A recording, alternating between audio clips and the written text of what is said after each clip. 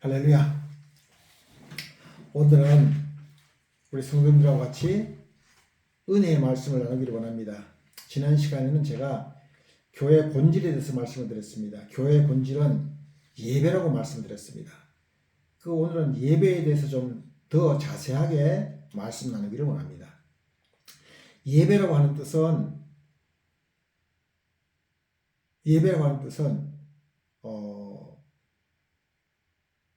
영어 성경에는 bow their heads and worship 이렇게 되어 있습니다. 다시 말해서 worship이라고 하는 것은 우리 교회에서 많이 쓰죠. worship 합니다. 청년부의 worship 이렇게 말합니다. worship이라고 하는 것은 뭐냐면 하나님한테 우리가 고개를 숙이고 하나님한테 복종하고 순종하는 것을 보여주는 행위가 worship입니다. 그럼 그 행위를 어떻게 보여주나요? 우리가 행위를 보여줘야 됩니다. 하나님이 전지전능하신 하나님께서 정말로 위대하시다. 우리는 거기에 복종한다는 것을 보여주는 행위를 해야 됩니다. 그 행위가 어떤 행위를 하느냐? 그것이 바로 bowed their heads. 머리를 숙이는 것이 행위입니다. 여기서 영어 성경에서는 머리를 숙이다. 욥기에서는 땅바닥에 털썩 주저앉아 가지고 머리를 숙이는 것을 월십이라고 했습니다. 예배입니다. 예배는 예의를 갖춰서 하나님 앞에 절하는 것이 예배다라고 제가 말씀드렸습니다. 그 예배는 어떤 형식으로 예배를 드려야 되느냐 하면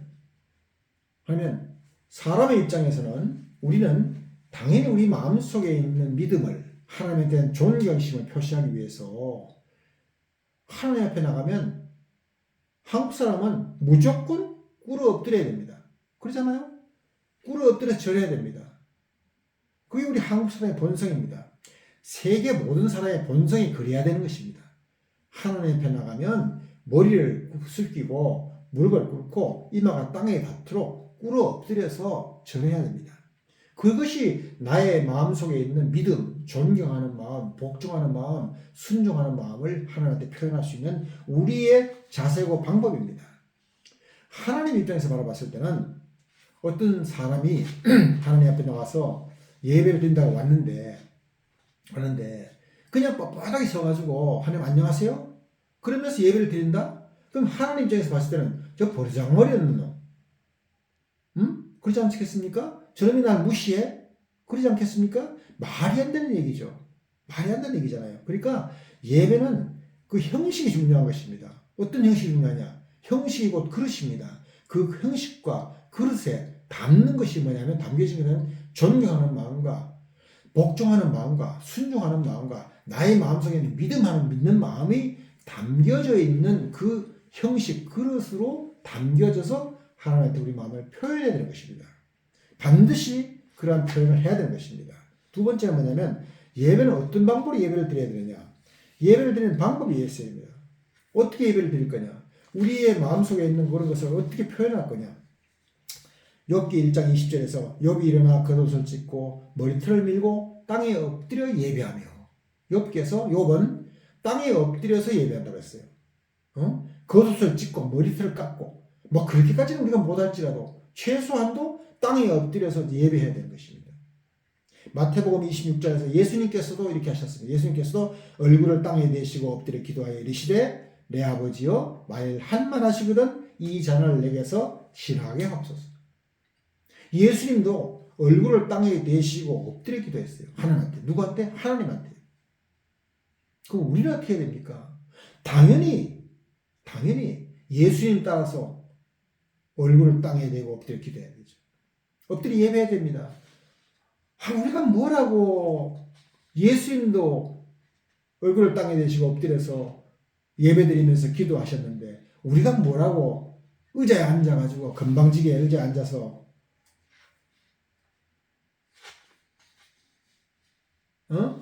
그냥 예배를 드린단 말입니까? 이 말이 됩니까? 말이 됩니까? 지금 주일 예배 때 성도님들 어떻게 하십니까? 저도 지금까지 예배를 드리면서 주일 예배 때 예배를 드리면서 의자에 앉아가지고 무심하게 앉아서 예배를 드렸어요. 저도 잘못한 겁니다. 잘못 예배를 드려온 겁니다. 왜? 그렇게 배워왔고 그렇게 가르쳐왔으니까. 그럼 언제 우리가 지나온 세월을 되돌아보면 언제 우리가 제대로 예배를 드렸었습니까? 드린 적이 있습니까? 있습니다. 우리가 정말로 예배를 잘 드린 적이 있었습니다. 언제인지 아십니까? 바로 우리가 기도원 갔을 때. 기도원 가서 지금의 기도는 아닙니다. 지금의 기도는 의자를 다 깔아놓기 때문에 의자에 앉아서 예배를 드리지만 과거의 기도원들은 의자가 없었어요. 그냥 맨땅이었었어요. 맨바닥에 앉아가지고 꿇어 엎드려서 기도했어요. 꿇어 엎드려서 예배드렸습니다. 기억나시죠? 우리 성도님 다 기억나시죠? 그렇게 예배드렸습니다. 그때 예배 드릴 때 그 예배를 하나님께서 받아주셨던 겁니다. 왜? 꿇어 엎드려서 예배를 드렸기 때문에 받아주신 거예요. 그때 예배 드리고 기도한 것들은 응답이 많았습니다. 저도 응답받은 게 많습니다. 언제 응답받았다고요? 그 당시에 응답받았습니다. 그러나 언제부턴가 기도원도 편의 위주로 성도님들이 불편하니까 의자 깔아라. 시청과 교육자들 집어넣어라. 편안하게 해라. 에어컨 틀어줘라. 뭐 해라. 그 편안한 길을 찾는 그 순간부터 우리 스스로가 하나님으로부터 멀어졌습니다.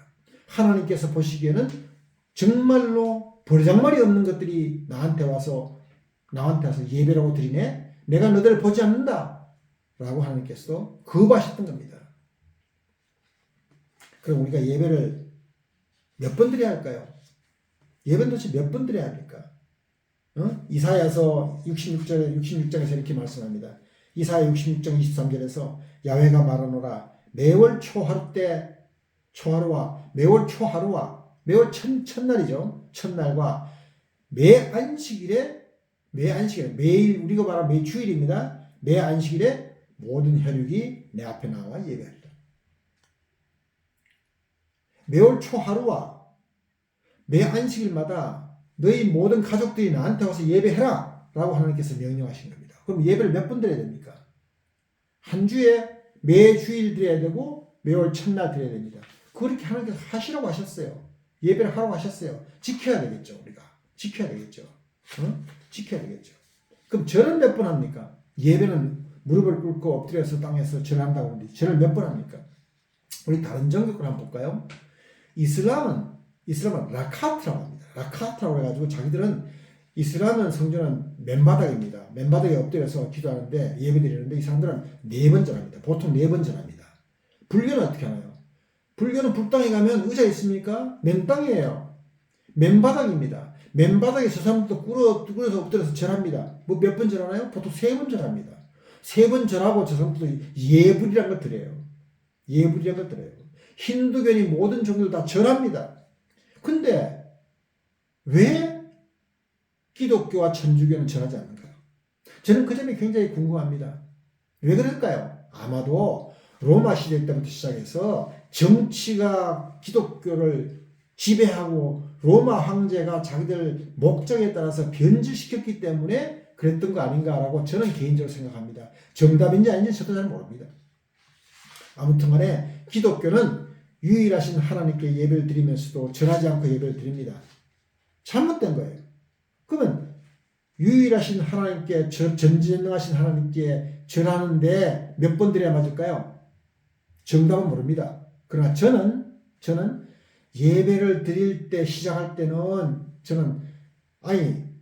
이슬람도 4번 드리고 불교도 3번 드리는데 나의 하나님 정말 위해서 나의 하나님한테 내가 3번 4번 드려야 되겠습니까? 그래서 저는 7번 절합니다.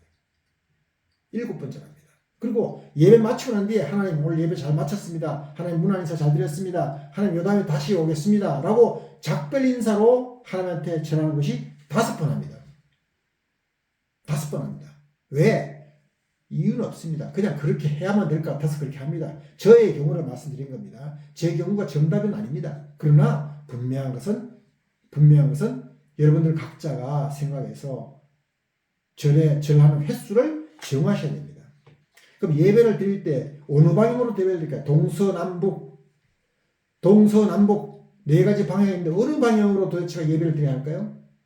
그 정답은 서쪽입니다. 왜 서쪽이냐? 성막 안에서 성막 있잖아요. 옛날 구약시대 때 성막 안에서 지성소가 있고 언약궤가 있는 방향은 서쪽입니다. 동쪽에 동쪽에 제사를 지내려고 하는 사람들이 들어가는 문이 있었어요. 그리고 쫙 가서 서쪽 방향으로 지성소가 있었습니다. 그러므로 서쪽을 향해서 예배를 드리는 것이 절하는 것이 맞다라고 생각합니다. 그럼 예배 장소는 어디가 될까요?